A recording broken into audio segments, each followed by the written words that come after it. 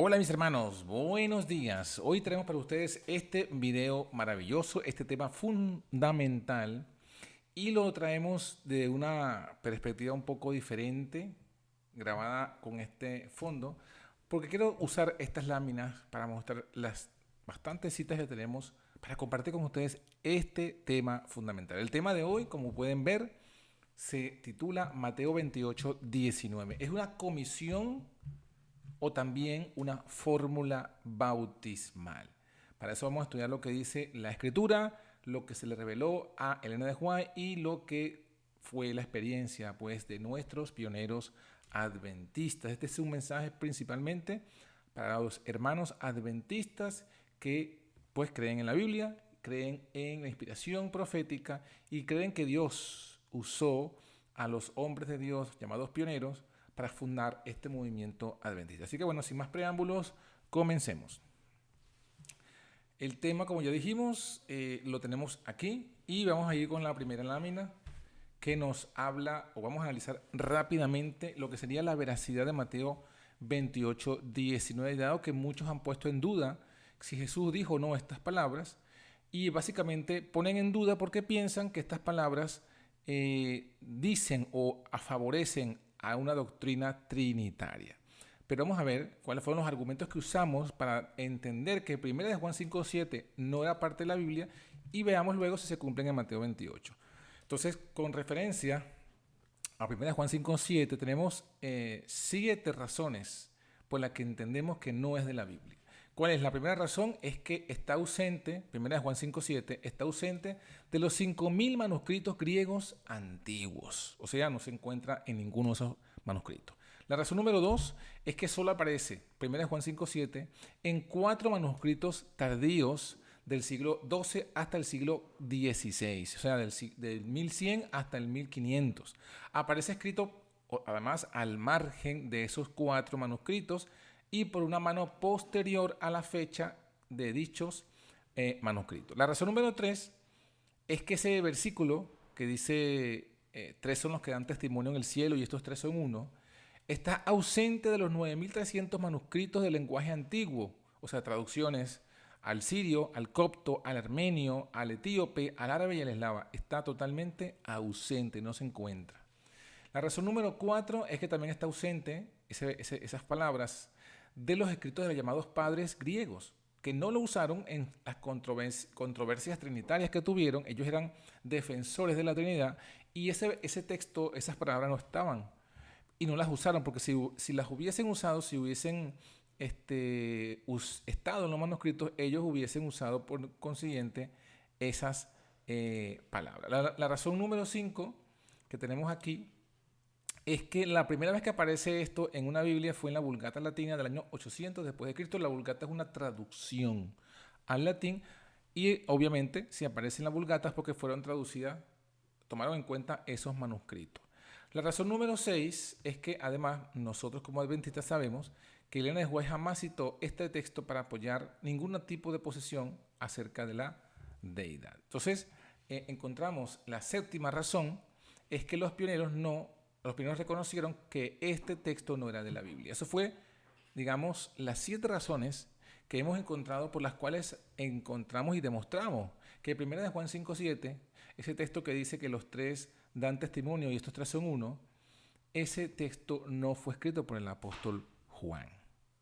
Ahora vamos a analizar si esas mismas 7 razones se pueden aplicar a Mateo 28:19. Eso es lo que queremos ver ahora. Entonces veamos, la razón número 1, Mateo 28:19, es el texto que dice que Jesús mandó a los discípulos a bautizar en el nombre del Padre, del Hijo y del Espíritu Santo. Ese texto sí es de la Biblia, por las razones siguientes. Número 1, por el contrario de 1 de Juan 5:7, este texto sí aparece en todos, incluso en todos los manuscritos griegos antiguos, incluso en los códices más importantes y antiguos del Códice Sinaítico del siglo IV, el Alejandrino del siglo V y el Vaticano del siglo IV también. La razón número 2 es que en todos los manuscritos que aparece Mateo 28:19, aparece dentro del texto, no aparece como algo al margen, sino como un comentario del copista. No aparece como un comentario del copista, como sí lo aparece en 1 Juan 5:7, sino que aparece como parte integral del mismo escrito. La razón número 3 es que en las traducciones antiguas sí aparece también Mateo 28. Por ejemplo, en una traducción del siglo II, el día Tesarón aparece. En el copto saídico, una traducción al copto saídico del siglo II también aparece. En la traducción al copto boídico aparece Mateo 28:19. Y la traducción a la peshita del siglo IV también aparece este texto. O sea que fíjense, ya tenemos donde aparece en todos los manuscritos, aparece dentro del texto y aparece inclusive en las traducciones pues antiguas. Razón número 4. Estos llamados padres de la iglesia, que fueron antes del concilio de Nicea, citaron abundantemente este versículo de Mateo 28:19.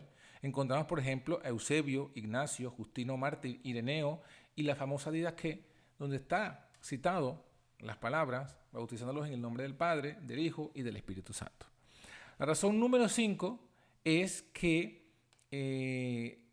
los ataques a la veracidad de este versículo aparecen es muy, muy lejano. Aparecen es en el siglo XIV, en el famoso escrito de un judío anticristiano llamado Shentov, que escribió un Mateo hebreo a su manera. Él agarró el libro de Mateo y él le quitó lo que él consideraba que no debía ir porque iba contra la doctrina de su interpretación de la Torá, y lo escribió en hebreo y se hizo pasar como un manuscrito antiguo.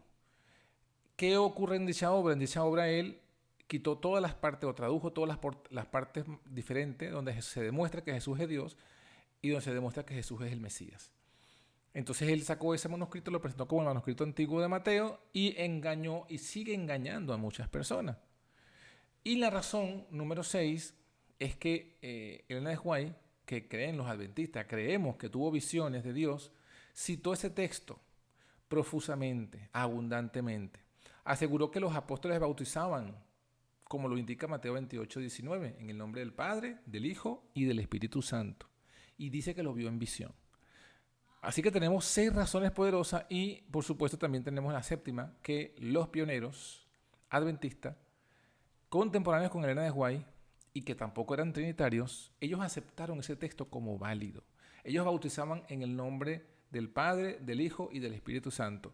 Y en ningún momento les causó ningún problema esto, porque ellos entendieron que eso no hablaba de una Trinidad. Entonces, hasta aquí encontramos la demostración de por qué Mateo 28:19 sí es parte de la Biblia. Ahora avanzando, vamos a ver que ciertamente, siendo que esto es veraz, ahora venimos a entender qué fue lo que se le reveló a Elena de White sobre Mateo 28:19 y también a los pioneros. Si se le reveló que era una simple comisión o en esa comisión también es una fórmula, o sea que la comisión incluye una fórmula. ¿Por qué decimos esto? ¿Por qué hacemos esta pregunta? Porque algunos quieren diferenciar, quieren hacernos ver, pues, o quieren que creamos que siendo solamente una comisión, la comisión no incluye la fórmula. Quieren separar conceptos para justificar su postura acerca del bautismo. Pero vamos a ver lo que dice, pues, el escrito está, lo que está en la Biblia, y la misma Biblia señala, pues, que el don de profecía era uno de los dones característicos de la iglesia, del remanente del último tiempo. Entonces, como son dados por la misma inspiración que estuvo la Biblia, lo que se le reveló a Elena de White es del mismo autor de la Biblia.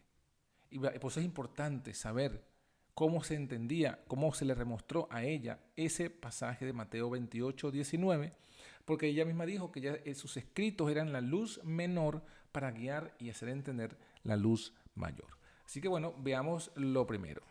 Lo primero que se le reveló a Elena de White es que Jesús sí mandó a bautizar en esa palabra. En el Deseado de toda la gente, en la página 758, encontramos estas palabras.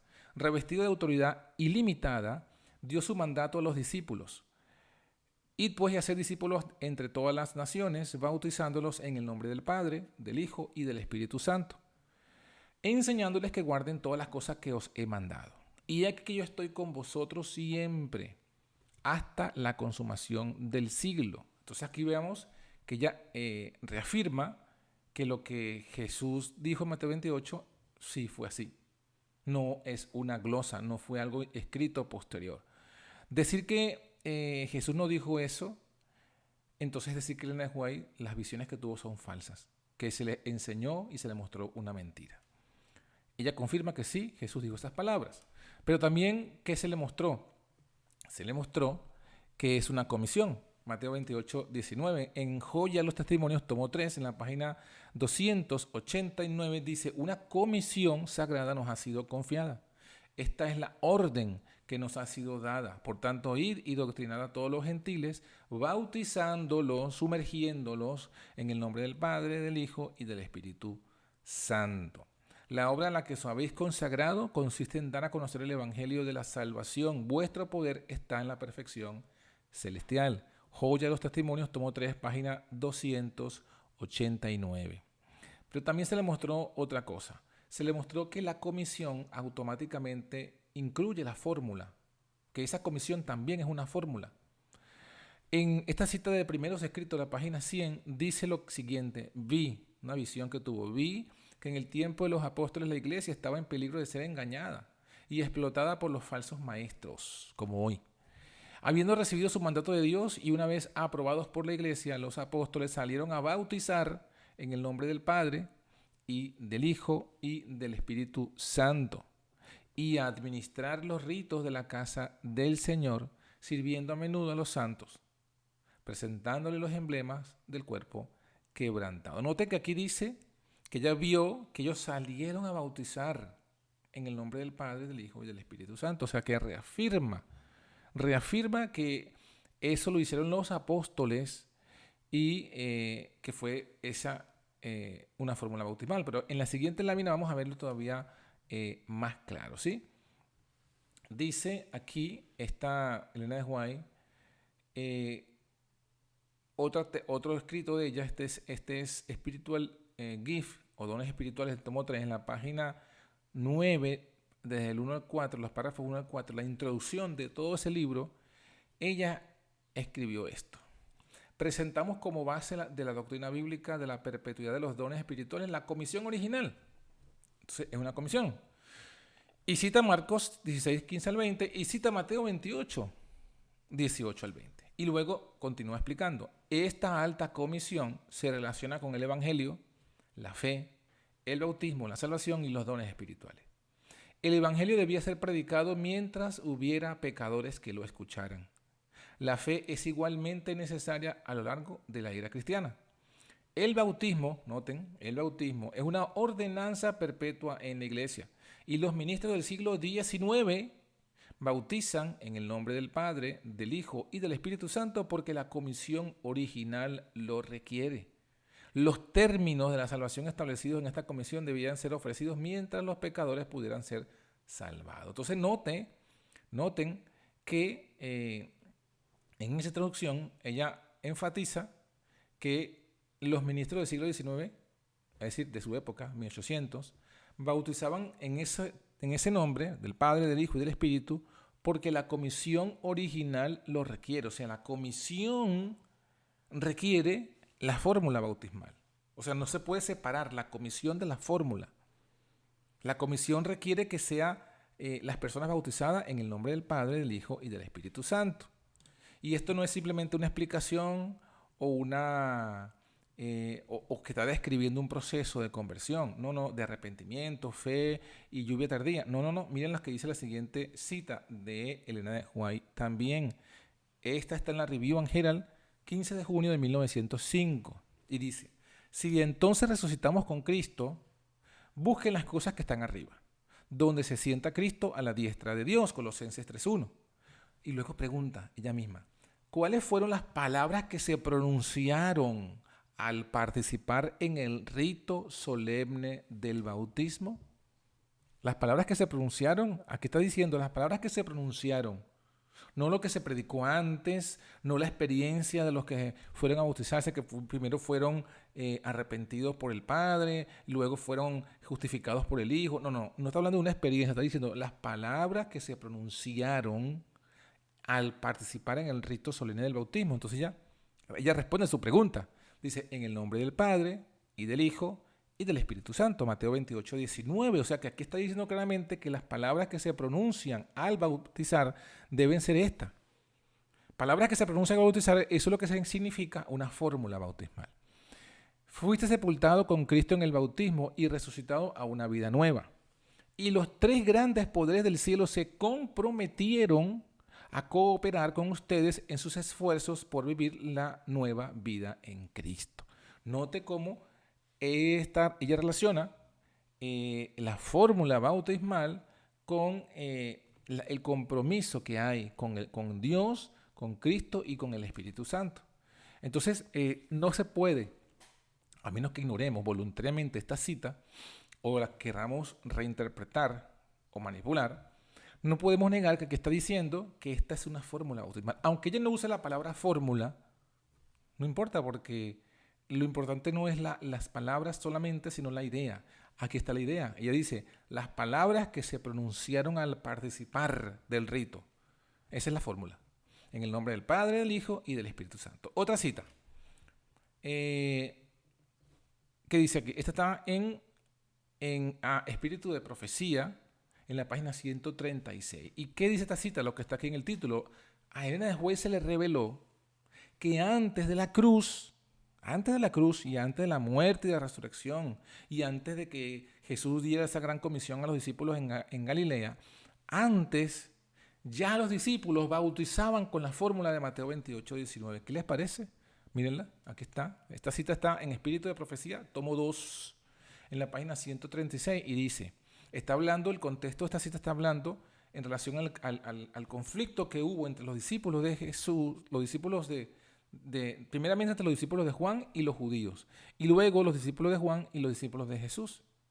En cuanto al bautismo y la purificación, ¿cuál bautismo purificaba? Era el debate, si el bautismo de Jesús purificaba o el bautismo de Juan. ¿Y por qué estaba ese debate? Aquí está, porque eran las palabras que se pronunciaban. Lo que estaba en debate era que los discípulos de Juan usaban una fórmula distinta, Juan cuando bautizaba usaba una fórmula de bautismo distinta a la fórmula que usaban los discípulos de Jesús. Vamos a leerla. El prejuicio de los judíos se despertó, porque los discípulos de Jesús, atención, discípulos de Jesús, no usaron las palabras exactas de Juan en el rito del bautismo. Noten que aquí estamos hablando, esta cita está hablando de la fórmula bautismal. Está hablando de las palabras exactas. Entonces, como los discípulos de Jesús no usaron las palabras exactas de Juan, entonces hubo un prejuicio. ¿En quién? En los judíos. Juan bautizó para arrepentimiento, pero los discípulos de Jesús en la profesión de fe bautizaron, atención, ¿cuáles fueron las palabras exactas que usaron los discípulos? Los discípulos de Jesús en la profesión de fe bautizaron en el nombre del Padre y del Hijo y del Espíritu Santo. Las enseñanzas de Juan estaban en perfecta armonía con las de Jesús, pero sus discípulos se pusieron celosos por temor a que su influencia disminuyera. Surgió una disputa entre ellos y los discípulos de Jesús con respecto a las palabras, a la forma de las palabras adecuadas para usar en el bautismo. Y finalmente, en cuanto al derecho de este último a bautizar. Noten, esta cita es muy clara, muy reveladora. Es de espíritu de profecía, que todos esos tomos son visiones que tuvo ella. Y evidentemente la Biblia textualmente nos explica. La Biblia en Juan capítulo 3 nos dice que hubo una controversia por la purificación, pero no nos dice más detalle del contenido de esa discusión. A ella se le mostró en visión cuál fue la disputa. ¿Y cuál fue la disputa? Bueno, usted lo acaba de leer, mi hermano. Los discípulos de Jesús no usaron las palabras exactas de Juan. Era una disputa en cuanto a fórmula bautismal. Los discípulos de Juan bautizaba de una forma y los discípulos de Jesús usaban otras palabras diferentes. ¿Cuáles eran las palabras que usaba Juan? No dice la Biblia ni dice tampoco aquí la revelación. Pero sí nos dice cuáles eran las palabras que usaban los discípulos, y este evento ocurre mucho antes de la cruz. ¿Cuáles eran las palabras de los discípulos? Aquí está, revelación del Espíritu de Profecía. Bautizaron en el nombre del Padre, del Hijo y del Espíritu Santo. Esto es tremendo, porque nos está mostrando realmente que la comisión fue simplemente volver a decir la fórmula que ya usaban. O sea, ya los discípulos bautizaban antes de que Jesús presentara la gran comisión. y ya bautizaban en el nombre del Padre, del Hijo y del Espíritu Santo. Entonces, ¿por qué Jesús le da una gran comisión? Bueno, básicamente yo lo que entiendo, leyendo otros versículos, es que este era el bautismo que hacían entre los judíos nada más. Porque acuérdense que cuando Jesús los mandó a los discípulos, les dijo, por camino de gentiles no vayáis y en ciudades samaritanos no entréis, sino id a las ovejas perdidas de la casa de Israel. Y este bautismo era un bautismo solamente entre los judíos, como también Juan solamente bautizaba a los judíos. Entonces, ¿qué cambió en la gran comisión de Mateo 28 con respecto a esto que estamos leyendo aquí? Bueno, que en Mateo 28 Jesús le dice, mira, lo que ya ustedes han estado haciendo, bautizando a los judíos en el nombre del Padre, del Hijo y del Espíritu Santo, ahora vayan a hacerlo a todos los gentiles, porque así comienza. Por tanto, id, toda potestad me da en el cielo y en la tierra, por tanto, id y doctrinad a todos los gentiles. Ahí está la diferencia. Ahora ustedes vayan a hacer lo que han estado haciendo aquí en el pueblo de Israel, ahora vayan y háganlo a los gentiles. Y los bautizan en el nombre del Padre, del Hijo y del Espíritu Santo. En mis hermanos, el Espíritu Santo en la boca de Elena de White ha hablado. Y ha dicho que esa es la fórmula bautismal. Esas son las palabras exactas que usaban los discípulos y mucho, mucho antes de la cruz. Sigamos leyendo. Los bautismos de Hechos de los Apóstoles no son ni comisión ni fórmula bautismal. Por ejemplo, tenemos Hechos 2:38. Y Pedro les dice, arrepentíos y bautícese cada uno de vosotros en el nombre de Jesucristo para perdonar los pecados y recibiréis el don del Espíritu Santo. Noten que aquí en este texto no hay una orden de Jesús. No, aquí dice, bueno, y Jesús nos dio esta orden, bautícenlos en mi nombre. No, esto no está aquí en Hechos 2:38. Solo aparece un relato del llamado que está haciendo Pedro. Y en otros casos, de hecho, también lo que aparece es un relato de, bueno, mira, fueron bautizados en el nombre de Jesús. Pero no está diciendo, mira, Jesús dio la orden así. O sea, no está hablando, no hay una comisión. En hecho, ninguno de los versículos, de hecho, los apóstoles que hablan de bautismo, nos hablan de una comisión. Tampoco en este texto, ni en ninguno de los demás, se dice qué palabras exactas se pronunciaron cuando se ejecutó el llamado de Pedro a las almas. No es una fórmula, o sea, para que fuese una fórmula, debería decir algo como esto. Pedro les dice, arrepentíos y bautícese cada uno de vosotros en el nombre de Jesucristo. Punto y seguido. Y luego diga algo así como esto. Y fueron y los bautizaron y dijeron, yo te bautizo en el nombre de Jesús. Si así estuviese escrito alguno de los versículos, de hecho, de los apóstoles, podríamos concluir que sí, que esos versículos relatan las palabras exactas que se dijeron cuando se hizo el rito del bautismo. Pero ninguno de los versículos del Hechos de los Apóstoles nos dicen qué palabras exactas se pronunciaron en ese momento. Solamente nos dice, mira, ellos fueron bautizados en el nombre de Jesús. Pero no están citando las palabras exactas. Por tanto, los versículos de Hechos no son ni comisión ni son fórmula bautismal. Solamente son un relato de la obra que hacían los discípulos y cómo todas las personas fueran bautizadas en el nombre de Jesús. Porque ser bautizado en el nombre de Jesús es por el mandato de Jesús. Muy bien.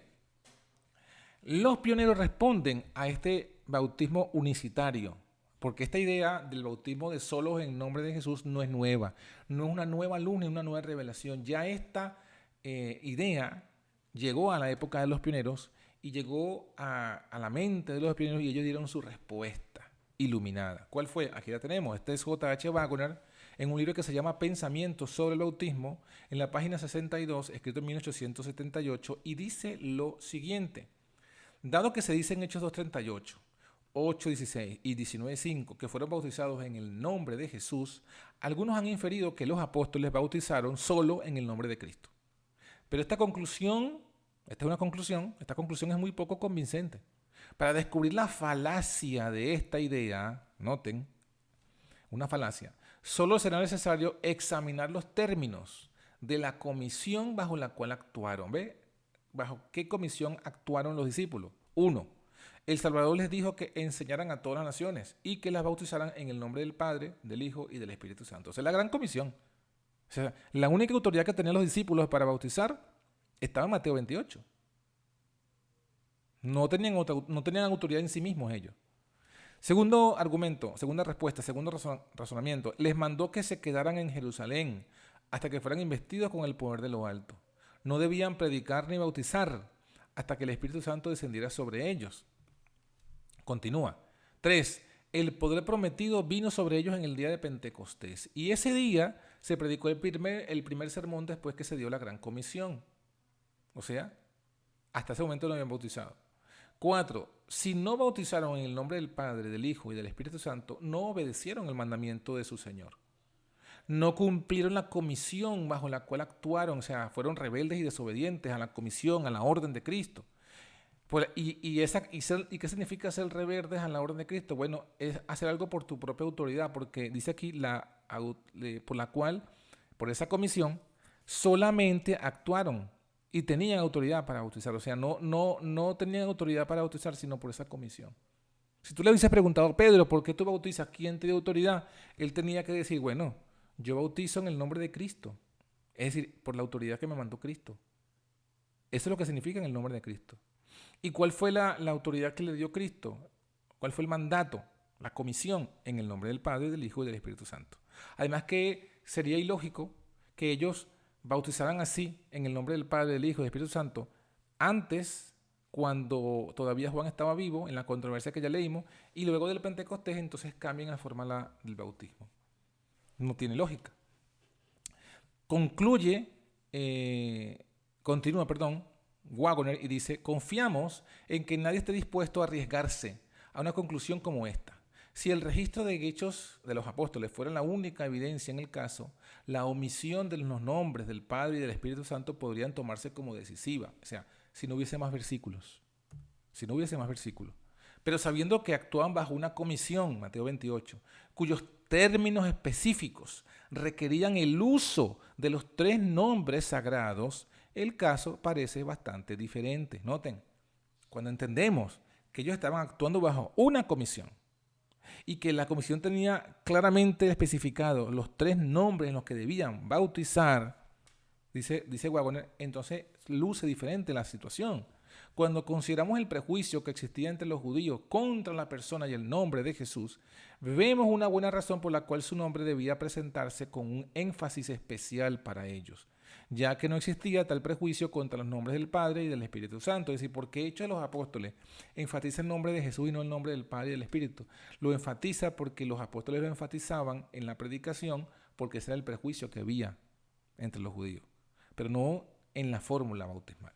Pero concluir de allí que no obedecieron el mandamiento de su Señor, que no cumplieron con su comisión de bautizar en el nombre del Padre, del Hijo y del Espíritu Santo, es más de lo que justifica el registro inspirado. O sea, que los que concluyen eso están yendo más allá de la inspiración y de la revelación.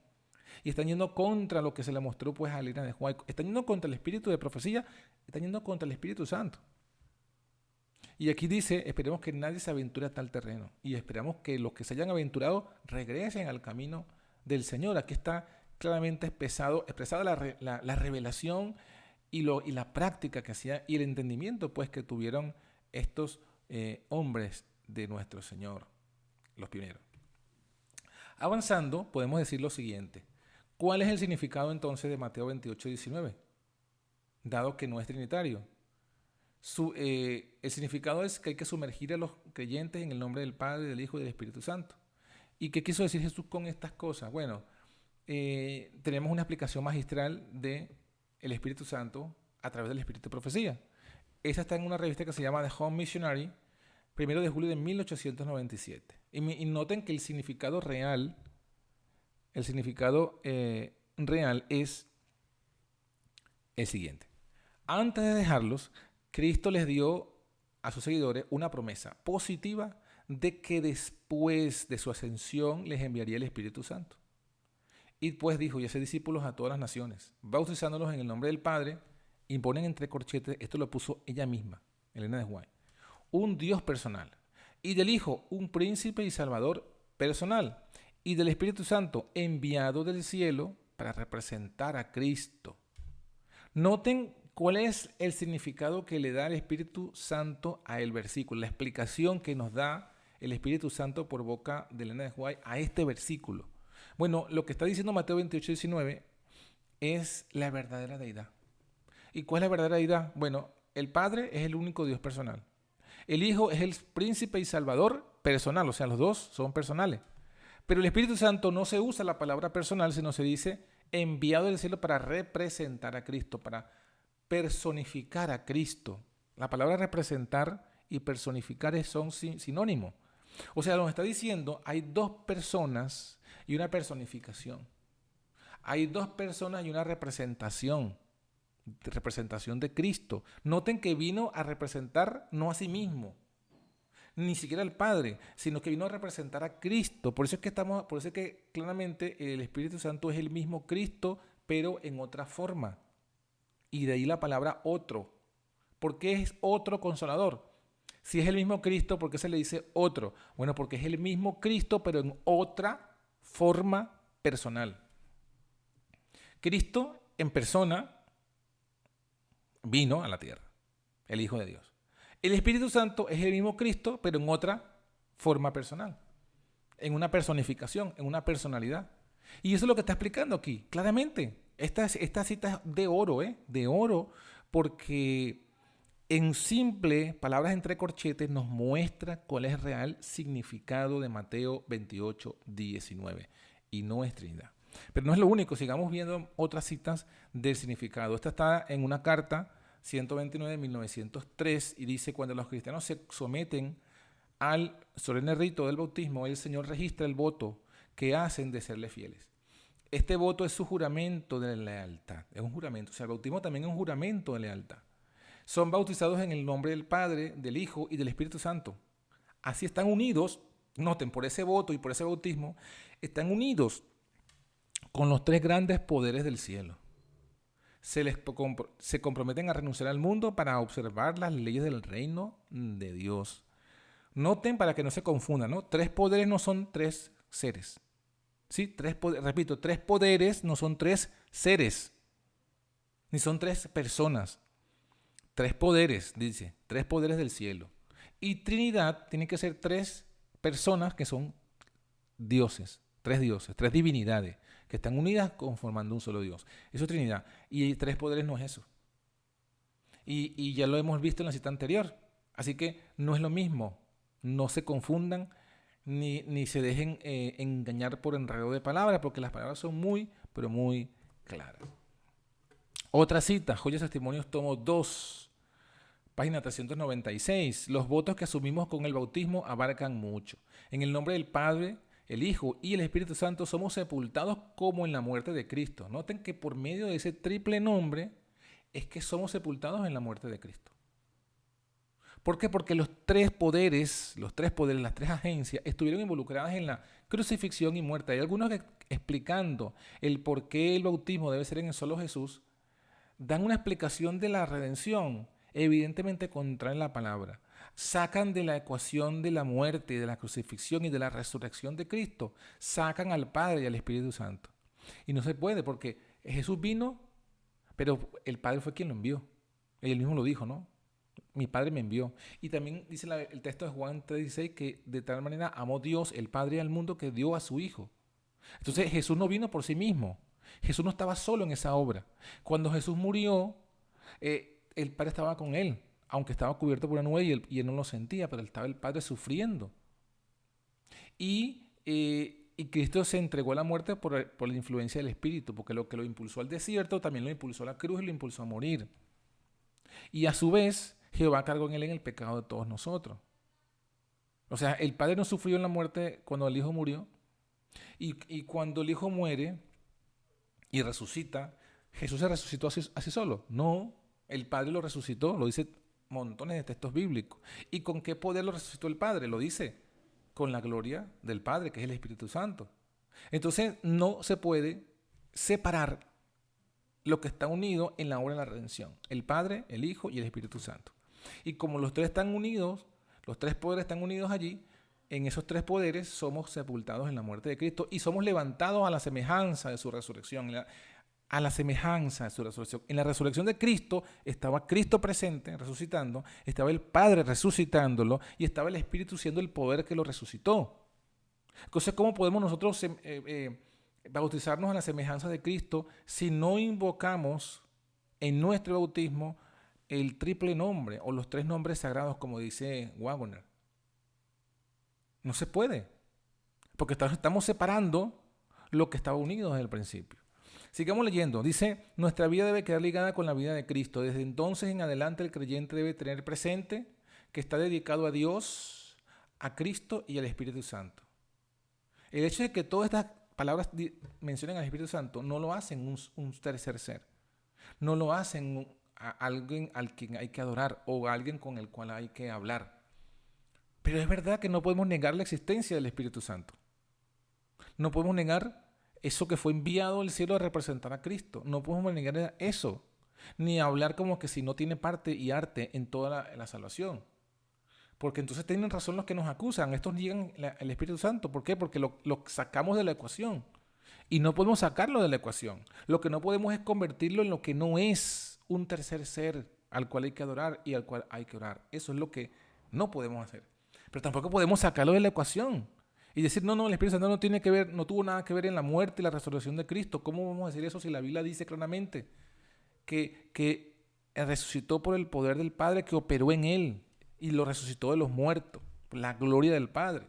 Entonces, cuando hacemos a semejanza de Cristo, estamos dedicados a Dios, a Cristo y al Espíritu Santo. Debe subordinar a esta nueva relación todas las consideraciones mundanales.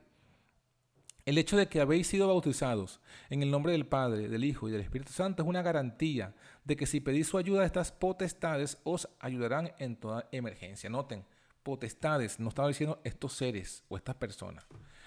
Y es importante ver, yo he estado viendo ahora que preparé el estudio y lo estoy exponiendo, que si nosotros no somos bautizados como Jesús mandó, además de ser rebeldes a la palabra de Cristo, nosotros no estamos haciendo un voto y no contamos con la presencia del Padre y del Espíritu Santo.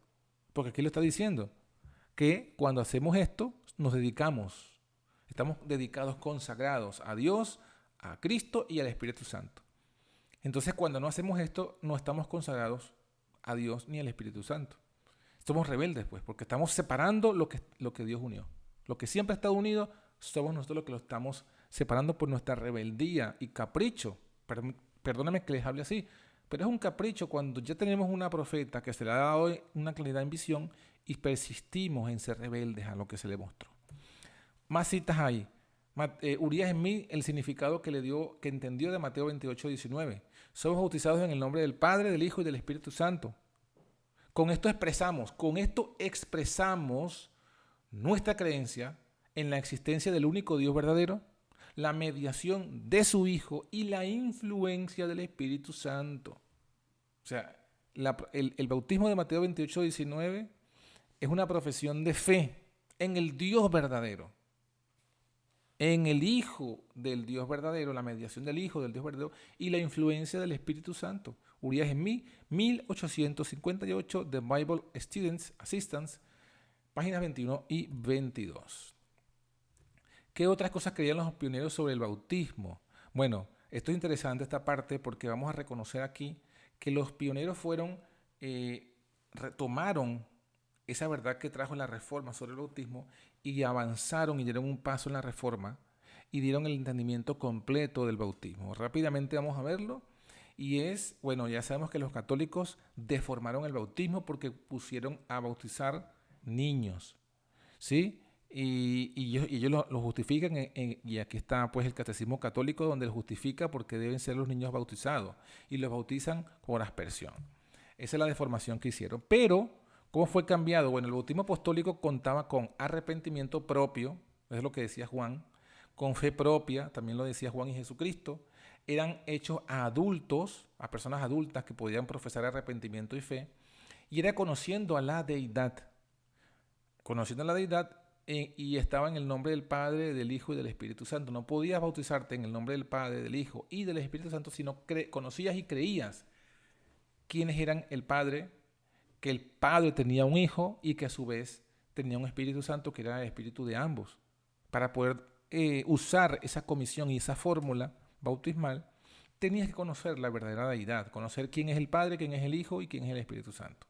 Y era por inmersión. ¿Qué hizo el catolicismo? Bueno, le quitó el arrepentimiento del bautismo, le quitó la fe al bautismo y comenzó a bautizar bebés sin tener fe y arrepentimiento. Y en lugar de la deidad introdujo la Trinidad y puso que esta fórmula bautismal significa la Trinidad.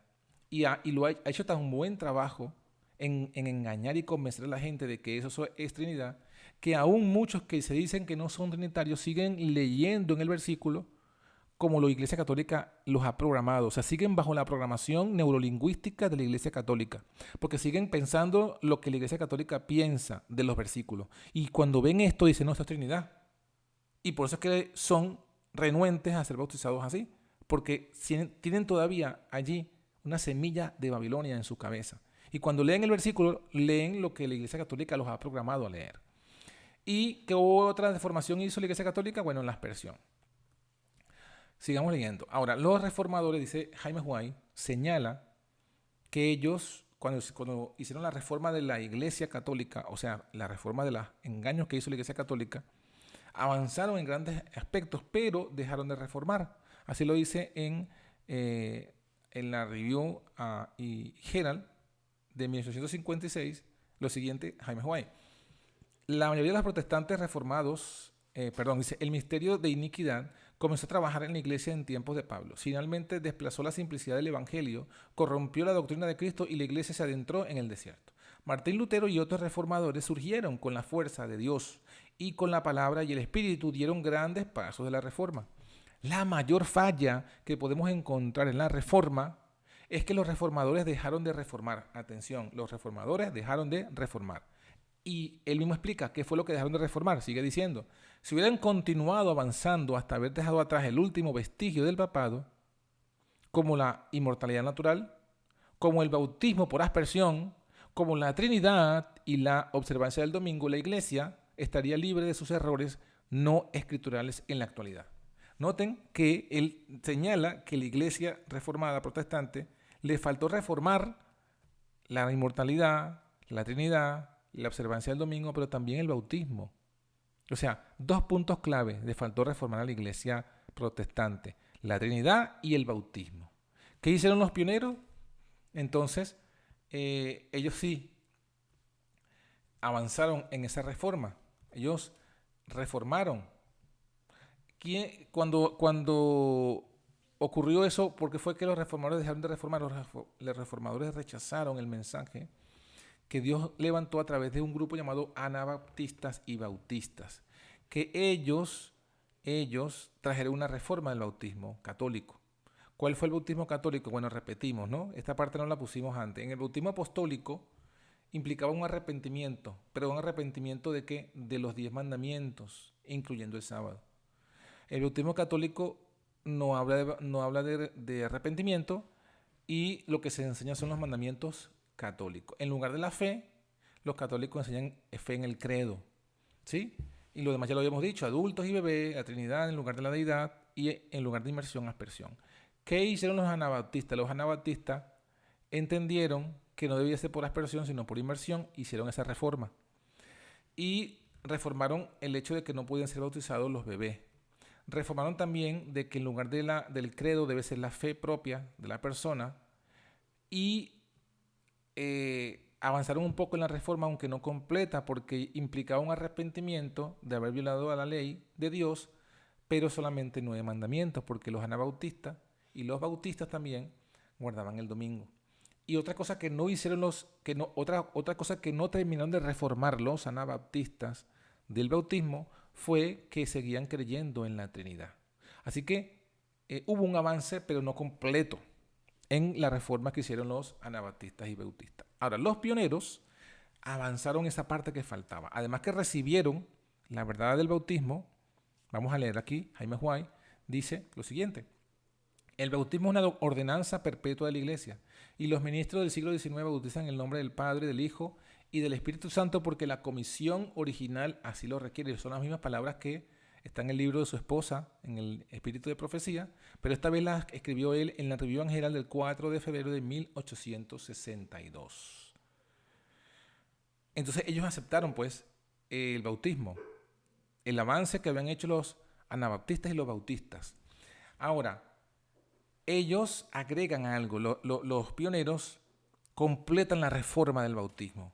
Miren lo que dice Haskell, hablando del bautismo, en la Review and Herald del 3 de noviembre de 1904. Déjeme ilustrarlo. creemos en el bautismo y tenemos la misma fórmula que los bautistas. Atención, tenemos la misma fórmula bautismal que los bautistas. Ambos bautizan en el nombre del Padre, del Hijo y del Espíritu Santo. Pero miren lo que él va a decir ahora. Supongamos que entro en una iglesia bautista a predicar el bautismo. Cuando predico el bautismo tendría que predicar qué es el pecado.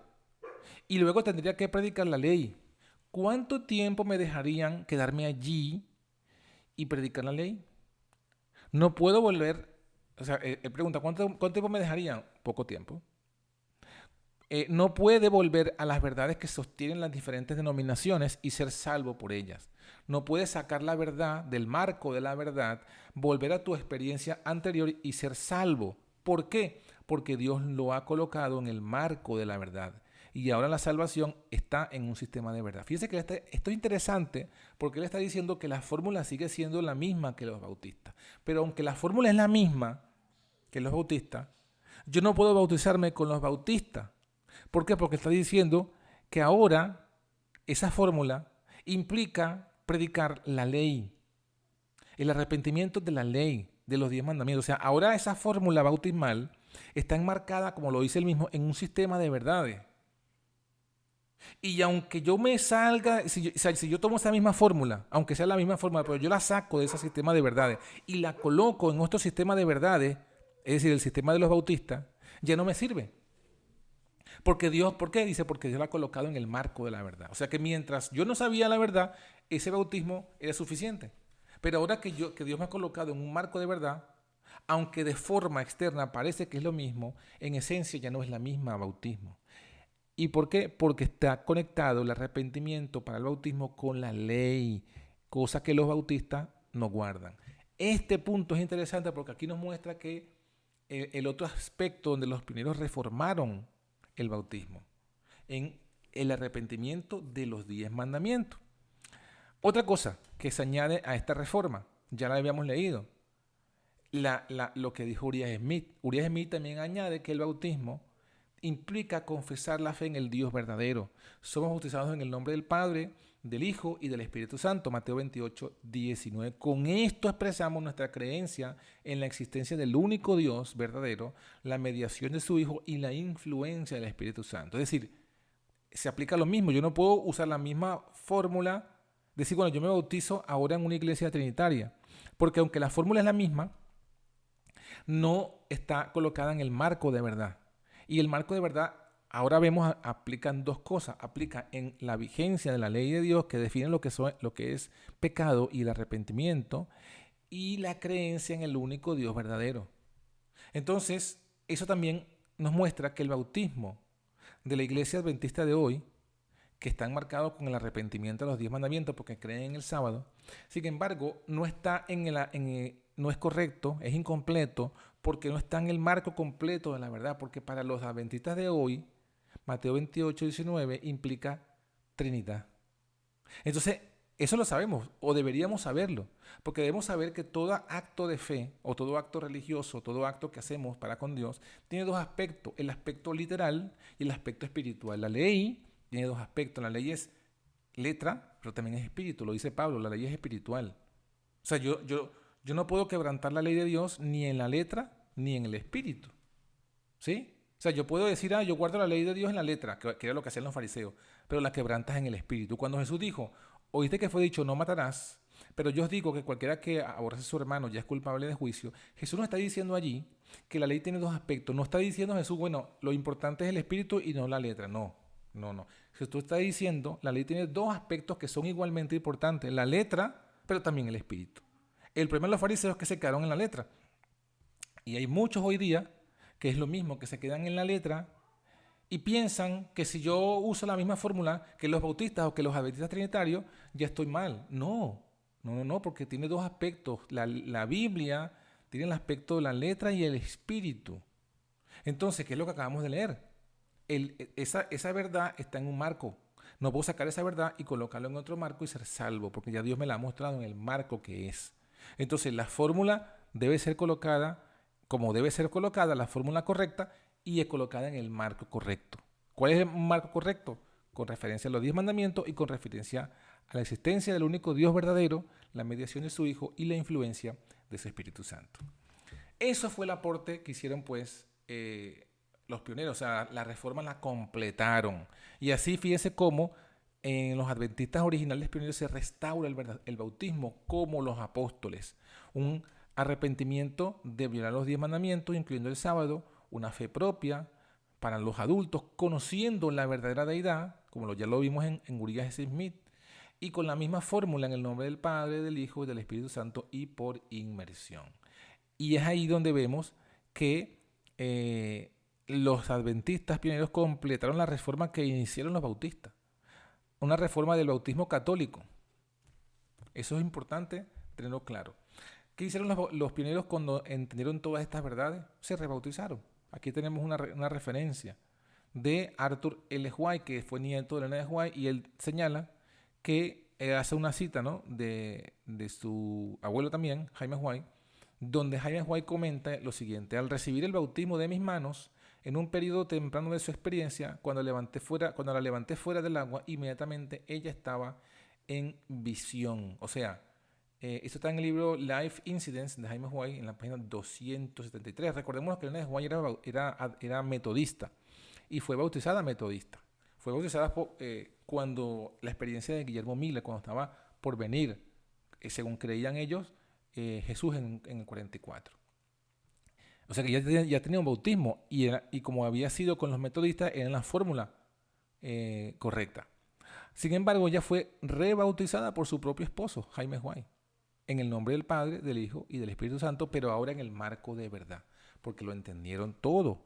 Aquí está la referencia, la puede usted corroborar.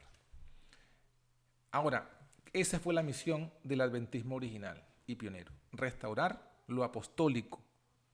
¿Por qué? Porque la gran apostasía de la Iglesia Católica, que está en segunda Tesalonicenses 2, echó por tierra toda la verdad. Y la reforma protestante fue el primer paso en ese camino de regreso de esa apostasía. Solamente, como ya vimos, el problema de la reforma fue que dejaron de reformar, pero Dios levantó el pueblo adventista para continuar y completar esa obra de la reforma protestante. Y lo hizo. Limpió a la iglesia de sus errores no bíblicos, como muy bien lo dijo Jaime White: la inmortalidad del alma, el bautismo, la Trinidad. Todas esas cosas las limpiaron ellos de la iglesia cristiana. Y por eso es que la experiencia del adventismo pionero fue una restauración de la verdad apostólica primitiva. Ahora, el adventismo se estancó. Cuando Dios mandó el mensaje de la justificación por la fe en el 1888, en la iglesia comienza a suceder lo mismo que pasó con la reforma. Se estancan y dejan de reformar. Y comienza luego, después de la muerte de Elena de White, la apostasía omega, que consistió en renunciar a las doctrinas originales y reorganizar la iglesia. El bautismo también se vio afectado por esa apostasía omega. Miren, aquí está la cita de la apostasía omega, ¿no? En Mensajes Selectos, tomo 1, en la página 238, dice lo siguiente: Elena de White, el enemigo de las almas, ha procurado introducir la suposición de que había de realizarse una gran reforma entre los adventistas del séptimo día, y que esa reforma consistiría en renunciar a las doctrinas que están en pie como las columnas de nuestra fe. Punto 1. Punto 2. Había de comenzar un proceso de reorganización. Entonces la apostasía omega tiene dos aspectos: un renunciamiento de las doctrinas antiguas y una reorganización de la iglesia, un nuevo orden evangélico. Esa es la apostasía omega, según lo define pues el Espíritu Santo. Ahora, el bautismo de la apostasía omega fue tocado, o sea, el bautismo fue tocado por la apostasía omega y se convirtió en un bautismo de la apostasía omega. ¿Por qué? Porque esa reforma que habían hecho, esas doctrinas que habían Dios mostrado, renunciaron a esas doctrinas y volvieron hacia atrás. ¿Cómo volvieron? Bueno, volvieron al bautismo de Babilonia, en forma y en fondo. Se bautizan niños, no se exigen frutos de arrepentimiento ni de fe, y se hace en honor a la Trinidad. Vamos a ver una tabla que nos muestra este tipo de cosas. Fíjense, los adventistas modernos hablan de un bautismo con arrepentimiento a los 10 mandamientos, aunque el primer mandamiento se concibe como una Trinidad. Habla de fe propia. Y también es con los adultos, pero también se bautizan. Está creciendo mucho el bautizar niños. Pero aquí, en el bautismo, los adventistas modernos creen que es en honor a la Trinidad. Entonces, allí han vuelto ¿a qué? al bautismo católico, al bautismo babilónico. Conservan la fórmula, aunque ciertamente he escuchado algunos casos de pastores que bautizan en otra fórmula que ellos ni han inventado, en el nombre de Dios Padre, de Dios Hijo y de Dios Espíritu Santo. Eso ya es peor todavía. Y sigue siendo por inmersión, pero en el hecho de que le han quitado el significado, que ya vimos que tenía, según Urias en mí, con eso confesamos nuestra fe en el único Dios. La gente que se bautiza en la misma fórmula lo hace confesando otro Dios. Entonces es exactamente el bautismo católico, porque el católico es usando la fórmula correcta, pero creyendo en un Dios falso, en un Dios llamado Trinidad. Así se ha deformado, ese es el bautismo de la apostasía omega.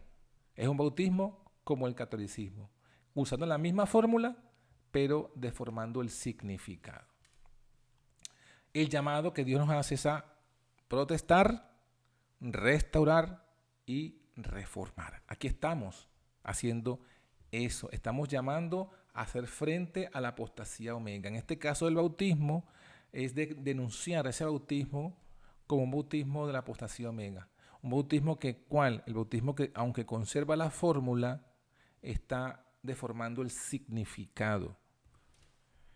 ¿Qué otra cosa? Es un llamado a volver a las doctrinas originales, una restauración de los fundamentales principios, de los principios fundamentales. Es, en este caso, volver al bautismo adventista pionero. Ese es el llamado. Es decir, es un llamado a rebautizarse, pero en el bautismo original, en el bautismo pionero, que es el bautismo apostólico. Y es también un llamado a volver a la organización original. Es decir, unirse, porque el bautismo implica unirse a la iglesia remanente de Cristo. También hay que cuidarse, mis hermanos, de la falsa reforma. ¿Sí? Gente que dice que la Trinidad es falsa, y es verdad, y te invita a rebautizarse, pero entonces ellos usan otra fórmula, una fórmula unicitaria, una fórmula de los pentecostales solo Jesús. Entonces ellos hacen un llamado a una falsa reforma bautismal, que es el rebautismo unicitario. Hay que cuidarse porque cuando vamos por ese camino estamos renunciando al espíritu de profecía, renunciando a la experiencia que Dios le dio a los pioneros, estamos participando de otra forma de apostasía omega, porque también estamos renunciando a las doctrinas dadas a los pioneros y estamos reorganizando o reformando el bautismo a una forma que Dios no estableció, que Dios no reveló. También a eso hay que cuidarse. Ese es el llamado al rebautismo original. Concluyo con esta cita, mis hermanos. El Señor pide una reforma decidida, y cuando un alma en verdad se ha convertido de nuevo, debe ser bautizada otra vez. Renueve ella su pacto con Dios, y Dios renovará su pacto con ella. O sea, usted haga el pacto ahora en el significado correcto, en el único Dios verdadero, en la mediación de su Hijo y en la influencia de su Espíritu Santo. La reconversión debe ocurrir entre los miembros para que como testigos de Dios puedan testificar del poder y autoridad de la verdad que santifica al alma. Entonces, mis hermanos, espero que esto haya sido pues de edificación para ti, de reflexión, que tengas todas las citas, ahora las puedas ver. Hay muchas más citas. Yo voy a poner en la página web todas las citas completas de este estudio, porque fueron muchas más referencias, pero básicamente dicen todo lo mismo. Al final llegamos a la misma conclusión. Esta es la verdad que Dios le mostró a la Biblia, a los profetas, a los escritores de la Biblia, la que le mostró la profeta Elena de White, la que hicieron los pioneros. Esta es la restauración original, este es el camino. Cualquier otro camino que te muestren es falso y debes salir de allí lo más rápido que puedas. Que Dios te bendiga y nos vemos la semana que viene. Bendiciones. Chao, chao.